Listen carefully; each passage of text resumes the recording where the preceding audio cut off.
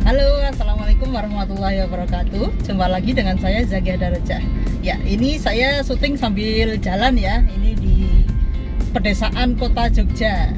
Ya, kali ini saya akan berbagi tema tentang bagaimana tips menghadapi masa sulit. Ya, kita tahu ya saat ini kita sudah menjalani pandemi ya, karena COVID itu mungkin udah 1 tahun lebih ya. Banyak yang terkena dampak negatifnya, terutama tentang finansial ya atau ekonomi. Nah, ini mungkin hampir setiap orang terkena ya dampak ekonomi dari COVID ini. Tetapi itu bukan berarti membuat kita jadi putus asa atau sedih gitu ya, bingung, apalagi kita jadi menyalahkan kondisi. Nah, kali ini saya akan membagikan tips bagaimana kita agar tetap produktif di masa sulit seperti sekarang. Yang pertama, penting sekali agar kita tidak mengeluh ya, karena kita tahu mengeluh ini vibrasinya buruk ya, vibrasinya sangat rendah, sehingga dalam kondisi sulit seperti ini ketika kita banyak mengeluh malah justru akan semakin terpuruk kita ya, sudah tidak ekonomi mungkin berkurang, tidak kreatif, tidak produktif ya, itu akan mempersulit keadaan. Dengan kita tidak mengeluh ya, tetap optimis, tetap semangat ya, kita tetap produktif gitu, mudah-mudahan banyak jalan yang mungkin selama ini tertutup ya, atau mungkin omsetnya berkurang, penjualan menurun drastis, apalagi ada yang di PHK dan sebagainya gitu ya, itu akan membuat kita tetap optimis ya. Jadi usahakan sebaik mungkin kita untuk mengurangi mengeluh ya. Kita terima keadaan ini sebagai sebuah ladang untuk semakin meningkatkan kreativitas kita. Terus yang kedua, penting juga untuk teman-teman yang sudah berkeluarga atau berumah tangga untuk tetap harmonis dengan pasangan.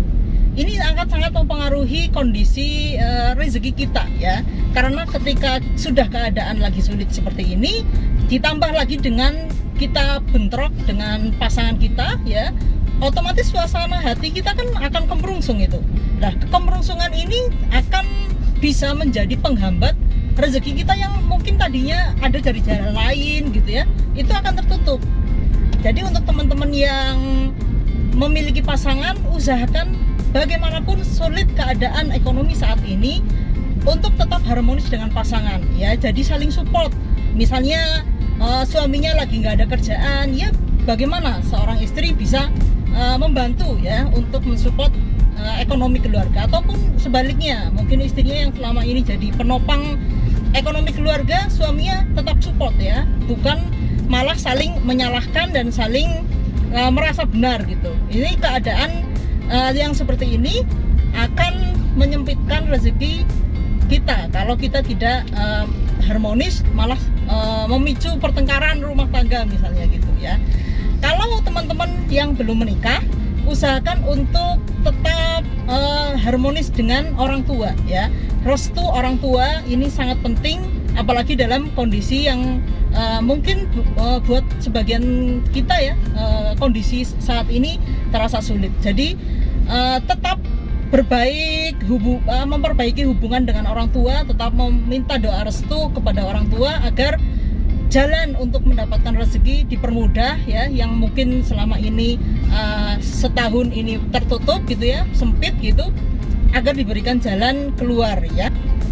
Terus yang berikutnya, penting sekali untuk kita kreatif ya.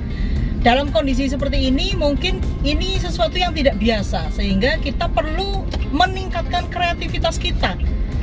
Mungkin kita selama ini mengandalkan sudah nyaman dengan bekerja di suatu perusahaan atau berbisnis sesuatu yang sudah selama ini kita andalkan gitu ya. Kita hanya mengandalkan itu, kita akan jadi merasa sempit. Tetapi dengan kita kreatif, kita menemukan ide-ide baru ya, justru kondisi yang selama setahun ini bisa jadi ini adalah lahan untuk kita meningkatkan kreativitas kita.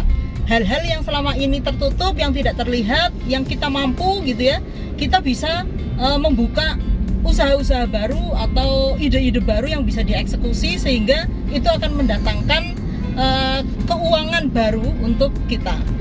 Terus yang berikutnya, just do it Pokoknya kita punya ide apa, lakukan saja. Tidak perlu gengsi, tidak perlu malu, tidak perlu mikir wah ini nanti berhasil atau tidak. Itu disingkirkan dulu. Asalkan kita yakin dengan ide kita ya, kita lakukan saja, just do it. Kita tidak terlalu banyak mikir, apalagi hanya bengong aja nggak ngapa-ngapain gitu ya. Itu akan menyebabkan kita akan semakin kemerungsung dan bisa jadi malah akan jatuh pada mengeluh ya dan menyalahkan keadaan.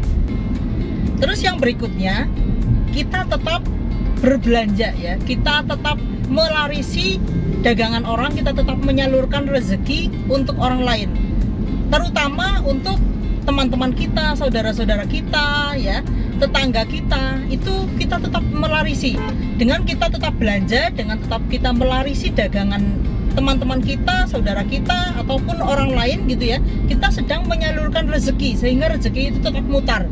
Kita sulit mungkin sekarang ini kita kesulitan ekonomi, tetapi ketika kita malah menghoard uang kita akan semakin tidak, aliran rezeki kita jadi nggak mengalir. Tetapi dengan kita melarisi dagangan teman-teman kita atau orang-orang lain gitu ya, mudah-mudahan itu menjadikan perputaran rezeki kita itu lancar ya. Ketika rezeki kita dialirkan, yang keluar nanti juga akan masuk lagi dengan jalan yang mungkin tidak kita prediksi. Sehingga teman-teman jangan terlalu takut untuk belanja produk atau jasa teman ya, karena itu akan sangat mempengaruhi kelancaran perputaran rezeki kita. Terutama kita mesti untuk belanja kebutuhan sehari-hari itu mungkin sebuah hal yang pokok gitu ya. Lalu yang penting lagi adalah kita investasi untuk belanja kebutuhan leher ke atas, yaitu kebutuhan otak kita. Kita akan sulit menjadi kreatif, akan sulit menemukan ide-ide baru ketika otak kita tidak pernah diisi.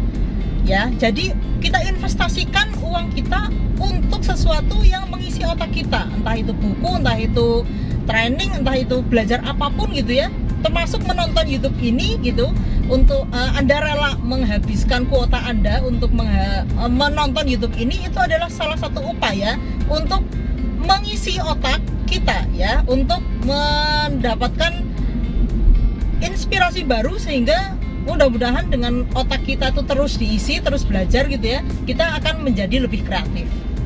Terus yang terakhir tentu saja kita tetap berserah diri ya. Semua ini di luar kontrol kita, keadaan ini di luar kendali kita, maka satu-satunya jalan untuk kita tetap optimis ya kita bertawakal, kita berserah diri kepada Allah yang memiliki segalanya gitu ya, dan mengatur hidup kita.